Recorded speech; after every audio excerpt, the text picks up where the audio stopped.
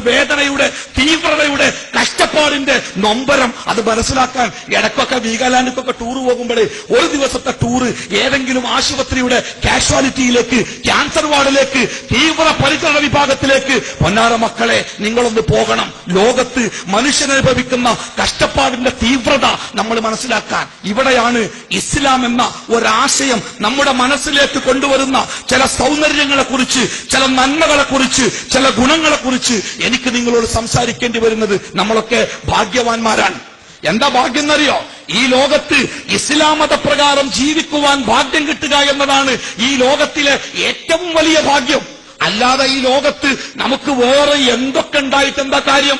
നമ്മൾ കോടീശ്വരനായി, അതുകൊണ്ട് എന്താ കാര്യം? ആലുവ റെയിൽവേ സ്റ്റേഷനിൽ ഒരു വഴിക്ക് കാത്തു നിൽക്കുമ്പോ പെട്ടെന്ന് ഒരാൾ വീണു. ആളുകളൊക്കെ അയാളെ താങ്ങിപ്പിടിച്ച് കുറച്ചപ്പുറത്തേക്ക് കടത്തി. അയാൾ കോടീശ്വരനാണ്, എല്ലാവർക്കും അയാളെ പരിചയമുണ്ട്. പെട്ടെന്ന് റെയിൽവേ പ്ലാറ്റ്ഫോമിൽ ഒരു അനൗൺസ്മെന്റ്, ഡോക്ടർമാർ ആരെങ്കിലും ഉണ്ടെങ്കിൽ വരണം യാത്രക്കാരുടെ കൂട്ടത്തിൽ. ആരും വന്നില്ല. അയാളെ മാറ്റിക്കിടത്തി. അയാളുടെ ശരീരം നിശ്ചലമായി. അപ്പണ്ട് ഒരാൾ വരുന്നു, ഞാൻ ഡോക്ടറാണ്.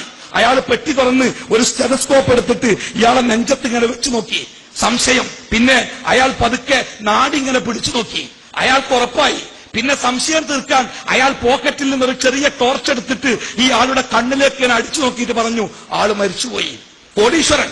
കൂടെ ഉണ്ടായിരുന്ന ആളുകൾ അയാളുടെ ശരീരത്തിലെ പോക്കറ്റിലുള്ള സാധനങ്ങളൊക്കെ ഒരു ടവലിലേക്ക് മാറ്റിവെച്ചു. മൊബൈൽ ഫോണ്, 3 മൊബൈൽ ഫോണ്, അയാളുടെ കട്ടി കൂടിയ പേഴ്സ്, ആ പേഴ്സിൽ നിറയെ കാർഡുകൾ ഒക്കെ മാറ്റിവെച്ചു. ആ കൂട്ടത്തിൽ ചെറിയ ഒരു ഗുളിക.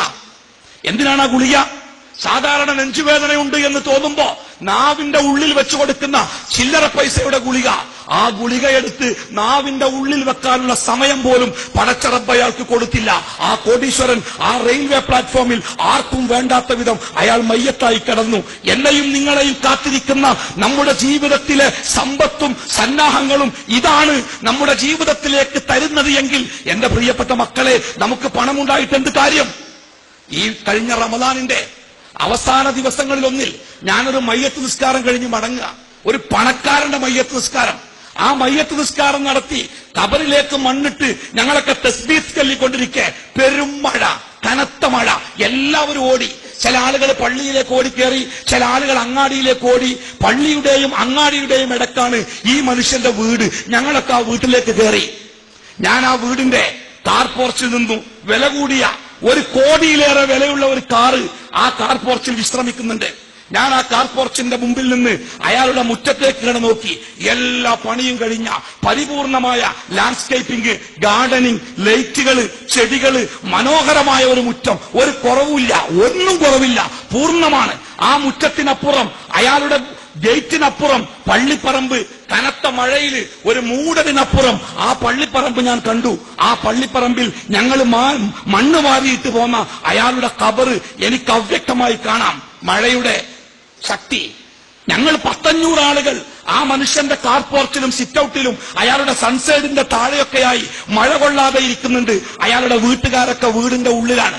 ഞാനിങ്ങനെ വെറുതെ ആലോചിച്ചു, പടച്ചറബേ, ഈ പെയ്യുന്ന മഴ ആ പള്ളിപ്പറമ്പിൽ പെയ്യുന്നുണ്ട്. ഞങ്ങൾ മണ്ണിട്ട് പോന്ന ഖബറിന്റെ മേലെ പെയ്യുന്നുണ്ട്. ഉറച്ചിട്ടില്ലാത്ത ആ പുതിയ മണ്ണിന്റെ ഇടയിലൂടെ ഈ മഴവെള്ളം താഴേക്ക് ഊർന്നു പോകുന്നുണ്ട്. കൂടിക്കഴിഞ്ഞാൽ ആ ഖബറിന്റെ മേലെ വെച്ച സ്ലാബിന്റെ വിടവിലൂടെ ചളിവെള്ളമായി ആ വെള്ളം താഴേക്ക് ഉറ്റി വീഴും. ആ മനുഷ്യന്റെ മുഖത്തേക്ക്, ആ വലിയ മനുഷ്യന്റെ നെഞ്ചിലേക്ക്. ഇത്തിരി കഴിഞ്ഞാൽ അയാളെ പൊതിഞ്ഞ വെള്ളത്തുണി കഷ്ണം ഒരു ചളിക്കഷ്ണമായി മാറും. ഞാൻ വെറുതെ ആലോചിച്ചു, റബ്ബേ, ആ മനുഷ്യൻ ഈ വീട്ടിൽ നിന്ന് ഇറങ്ങിയിട്ട് ദിവസങ്ങളായിട്ടില്ല, അരമണിക്കൂർ. അയാളുടെ സമ്പാദ്യമാണ് ഈ വീട്. അയാളുടെ മക്കളുണ്ട് ഈ വീട്ടിൽ. ആ മക്കളിൽ ഏതെങ്കിലും ഒരു കുട്ടിക്ക് തോന്നിയില്ലല്ലോ, എന്റെ വാപ്പ മഴയത്താണ് കിടക്കുന്നത്. ഇക്കണ്ട സ്വത്തൊക്കെ ഉണ്ടാക്കിയ എന്റെ വാപ്പ മഴയത്താണ് കിടക്കുന്നത്.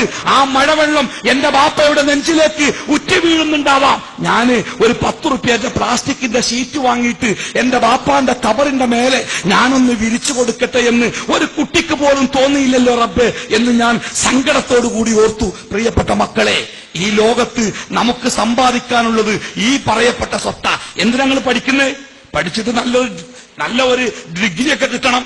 എന്നിട്ട് നല്ല ഒരു ജോലി കിട്ടണം. എന്നിട്ട് നല്ല ശമ്പളം വേണം. എന്നിട്ട് നല്ലൊരു ജീവിതം വേണം. എന്നിട്ട് വലിയൊരു കാറ് വാങ്ങണം.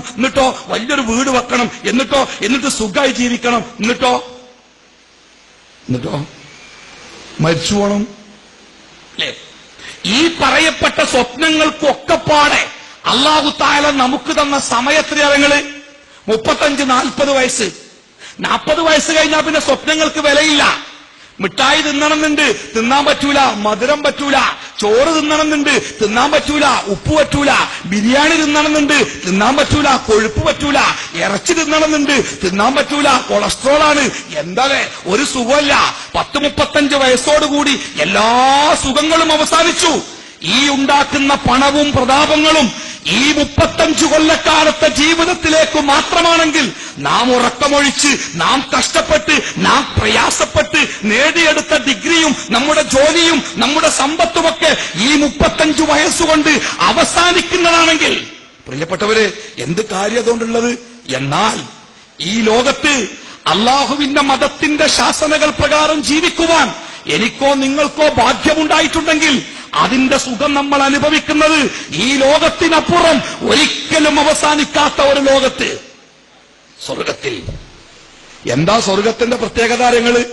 രോഗമില്ല, പ്രയാസങ്ങളില്ല, ക്ഷീണമില്ല, കണ്ണീരില്ല, വയർപ്പില്ല, മലമൂത്ര വിസർജനങ്ങൾ വേണ്ട, കഷ്ടപ്പാടില്ല, ദുഃഖമില്ല, ദുരന്തങ്ങളില്ല, നൊമ്പരങ്ങളില്ല. പ്രായം കൂടി ആവൂല, എല്ലാരും ഒരേ പ്രായത്തില്.